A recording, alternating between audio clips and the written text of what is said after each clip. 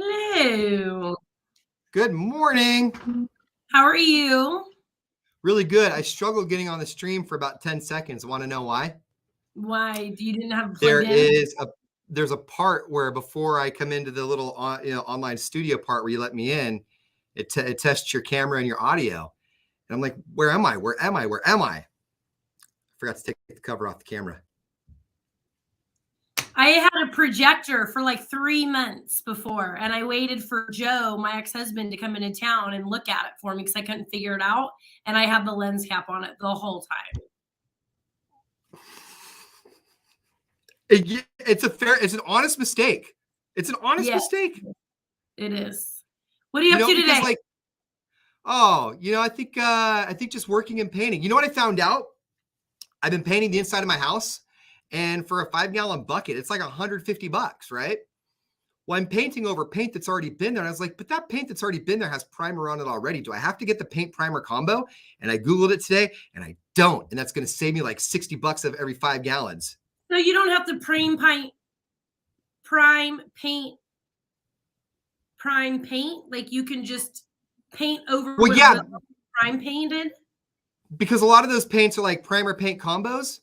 But if you already have a paint that's on there that was a primer paint combo, then you've already primered. Okay. Yeah, that's what the Google told me anyway. How many rooms have you already done before you figured this out? Well, okay, not rooms, but buckets. I went through 1 5-gallon bucket, which got me through 2 rooms and a hallway. Wow, that's a lot of painting. Yeah. So, well, okay, because 2 of the rooms and the biggest room out of all of them that still needs to be painted have all been painted these dark colors that take so much to cover up. And you're painting it white, right? It makes the house look bigger. Yeah. So all softly white for the walls and Swiss coffee for the baseboards and crowns. Swiss coffee. Swiss coffee, you say? My ex got a brand new house where, they build it from, and it's somebody who planned the house, but then bailed out. So he just bought it like later. You know what I mean? He got somebody else's dream. So one of the upgrades was like a semi-gloss paint. And I'm like, you should pay for that upgrade, right? They're not done with the house. And he's like, no, it's all done. I'll just, when the kids want to paint. So now besides the kitchen, the entire townhome is matte. So God. Every fingerprint on every wall in the house. And I'm like, should have paid for the upgrade. That's what my house is. When we moved in, everything was matte and we couldn't figure out why. Why would anybody do this? Why? And that's why. And I was thinking, I was like, you're already paying all this money. They can't just start with a semi-gloss, like the cheapest brand. They go to matte. Why is matte even being made? I don't understand the purpose of matte either. When we moved in, because I couldn't figure it out. When we first moved into that house and we were painting it, I looked at my ex-wife and I'm like, is there even a purpose for this paint? Like it's dumb. It's there's no other word to describe what this paint is other than dumb. Let me see. I'm like, I don't know. What could you offers the flattest finish? That it has no reflection. That's why people want it. It hides imperfections in the painting service, but it shows every fingerprint that touches it. So what I'm hearing is a matte finish is phenomenal for anything on a wall that's then also covered by glass. So all you can do is look at the matte and say, wow, that covered up a lot of imperfections. Yep. Oh, man. I have 2 friends who are moving stuff out of their houses today. And I have learned that my type of movement, I prefer like this kind of exercise, like labor. Yeah. Instead of going for a run or working out. Like I was helping my friend move their house yesterday for 4 hours and it didn't even faze me. There's no way I'm going to the gym for 4 hours, right? Oh, and you're lifting way more than you would at a gym when it's all said and done. And it's 2 stories, so it's up and down and up and down and up and down. So I have another friend who I didn't even know this was a possibility. you're a pretty handy guy. You know about things. So they're lifting up her entire house and on hydraulics and redoing the foundation. I didn't even know that was a possibility. And they could It's a very expensive thing. Somebody's house.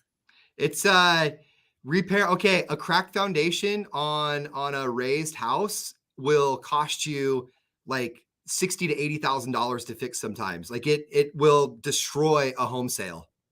Yeah, so the foundation and there's a room attached that may, when she bought it, may have not been permitted.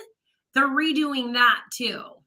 Okay. So the whole total it's about 70,000. We got so lucky on our house because, and we've talked about it on the show before. Everything out so that they could lift it up off the ground. Yeah, and if they're not very meticulous about it, the other thing I learned too is on those raised foundations on your subflooring, on that plywood. Like if you're going to replace your subfloor and stuff, you got to go room by room. But if you, I have a friend who used to have a meth problem a long time ago. And she was redoing her house, and she said she was on a raised foundation, and she's redoing all the floors. And so she took out like 3 of the subfloors and 3 of the rooms without thinking about the fact that those subfloors are acting as like a barrier for the house to not fall in on itself. And so she's trying to put them all back in, and the house started to cave back in on her, and she had to go through this whole thing. And at the end of the day, she's like, "Don't do drugs, kids." Yeah, meth is not good. No, it sure is not. Just say no. Yeah. But my friend Jessica and I the other day, what were we talking? We were talking, what drug were we talking about? And neither one of us are like have ever been hard drug users. So anybody who has would be standing there going, what are these 2 idiots? And I'm like, what's the one with the pipe? Don't you smoke it or do you snort it? She's like, I don't know. Like we didn't know anything. And then you have some guy over the left going, well, actually, ladies, I'm so glad you asked. You can do both. You can snort or take it through. I know. I told a guy the other day that I was picking up some mushrooms, and he's like, to eat or to smoke? I'm like, you decide. And I went, you smoke mushrooms? I don't even smoke mushrooms. I think I could only eat them. I met a guy in Tahoe who is a personal private chef. Makes a hell of a living doing it. Corporate events for people, stuff like that. He and his girlfriend went out in the forest and foraged for mushrooms. And I forget the type of mushroom that they got, but it's this very rare type that by pound at the farmer's market for cooking and stuff is like over $100 a pound. And they came back with something like 7 or 8 pounds of these rare truffles, mushrooms. They weren't truffles. It was something else. And he sent my girlfriend and I home with some to cook with. They're long like this, and they're almost kind of like tubes. But they weren't truffles. Exactly what you're talking about. Yeah, and I forget what they were called.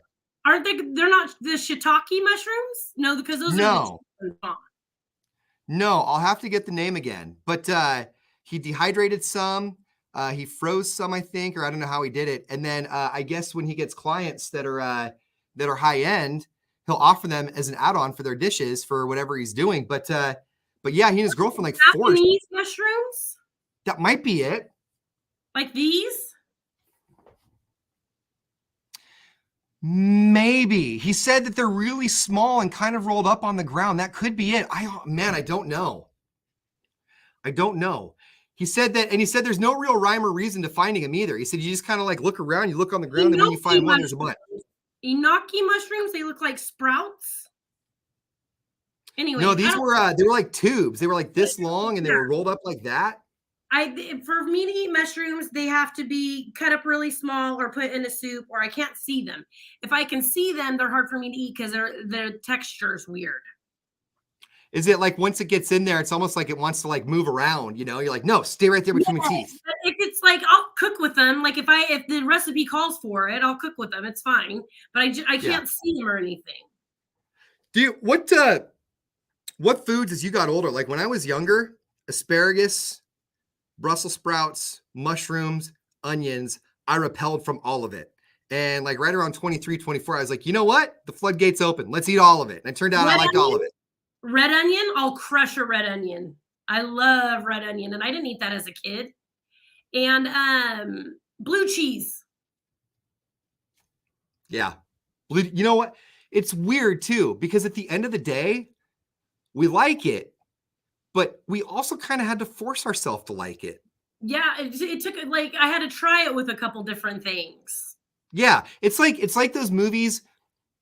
I should not like Napoleon Dynamite as much as I do, but I had to watch it 2 or 3 times, and then I developed a real love and appreciation for it. But then does that mean that it's really a good movie, or did I No, just Stockholm syndrome myself and I just made myself like it?